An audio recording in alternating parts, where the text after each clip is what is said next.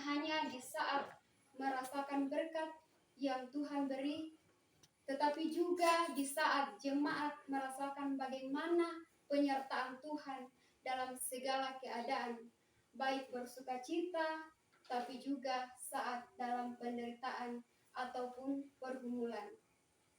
Nah, sesuai dengan tema kita di malam hari ini, yaitu kecaplah dan lihatlah Tuhan itu baik. Pada pembacaan di Mazmur 30, pasal 34, ayat pertama hingga ayatnya yang ke-23, bagaimana pemazmur dalam hal ini, Raja Daud mengungkapkan pujian syukur kepada Tuhan atas penyertaan Tuhan saat dia diperhadapkan dengan situasi yang berbahaya.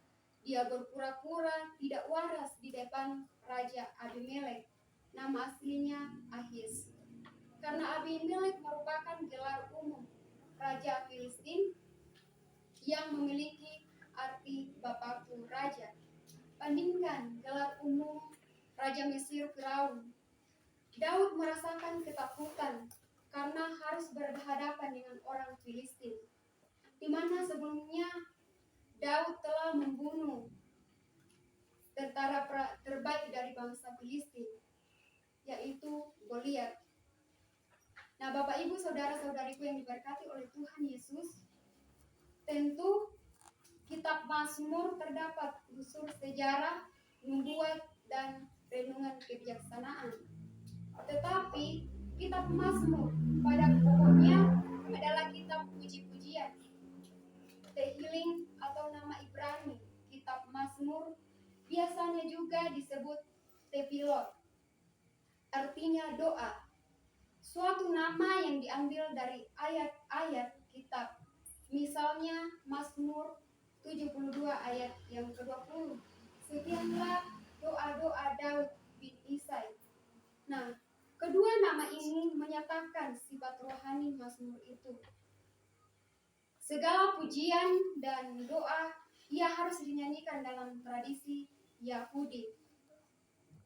Sehingga saat ini kita akan merenungkan isi puji-pujian Raja Daud dalam Mazmur pasalnya yang ke-34 ayat 1 sampai ayatnya yang ke-23 yang terdiri dari 4 bagian.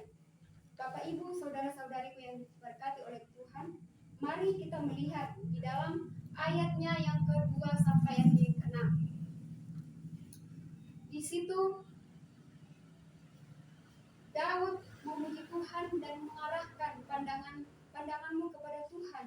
Fokus saja kepada Tuhan, mulut dan matamu tertuju kepada Tuhan. Karena dalam pengalaman hidup Raja Daud yang senantiasa mencari Tuhan. Dan Tuhan melepaskan kegentaran atau ketakutannya dalam bahaya kehidupan yang melandanya. Senantiasa mengancamnya, tetapi Tuhan meluputkan.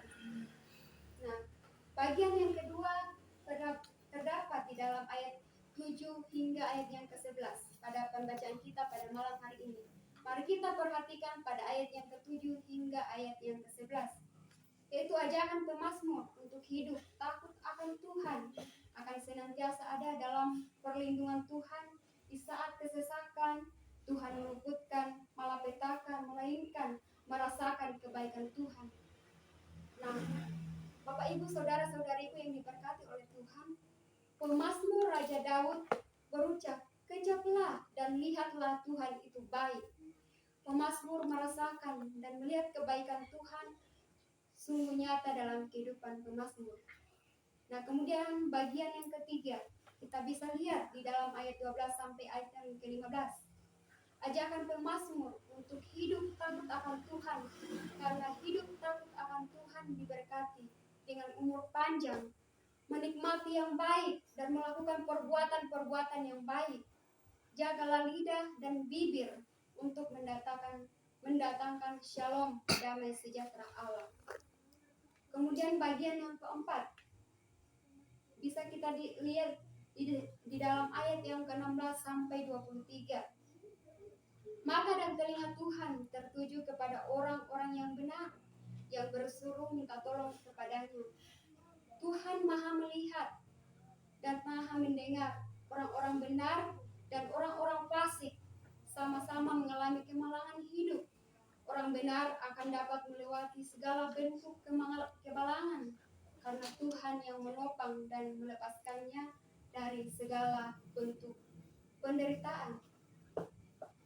Kehidupan tidak satupun tulangnya patah karena Tuhan menjaganya. Berbeda dengan orang fasik, kemalangan itu akan mematikan dan membawa kepada kebinasaan karena hukuman Tuhan. Nah, Bapak Ibu saudara-saudariku yang sama diberkati oleh Tuhan, dari pujian syukur Daud disampaikan Raja Daud ketika merasakan pertolongan Tuhan sewaktu berada di Gad. Bisa kita lihat di dalam 1 Samuel pasal 21 ayat 10 sampai ayat yang ke-15. Raja Daud harus berpura-pura gila dan lupa ingatan. Ia menggores gerbang dan membiarkan ludahnya meleleh ke janggut, dan ia pun selamat.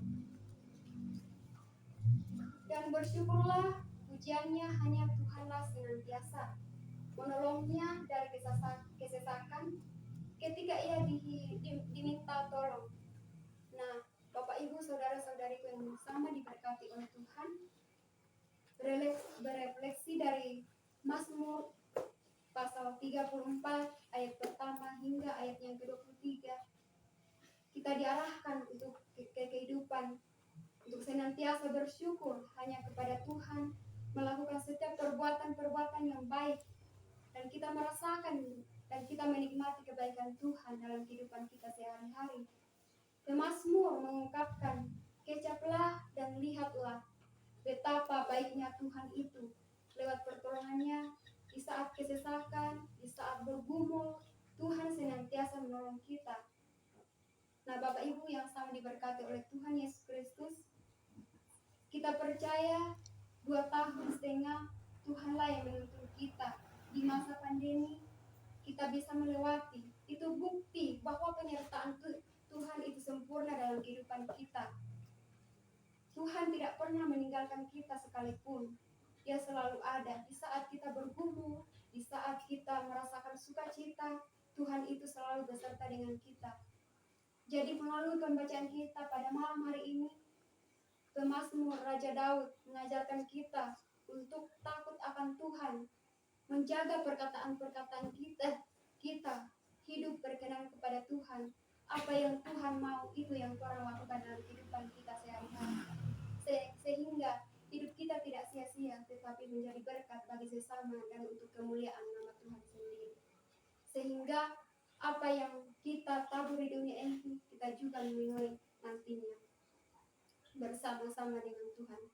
Jadi melalui perenungan kita di malam hari ini, marilah kita untuk terus mengoreksi diri, apakah kita sungguh-sungguh hidup berkenan kepada Tuhan, apakah kita sungguh-sungguh melakukan firman Tuhan dalam kehidupan kita sehari-hari, baik kepada sesama, kepada orang tua, teman, ataupun orang-orang yang ada di sekitar kita. Marilah kita hidup berkenan kepada Tuhan. Terpuji nama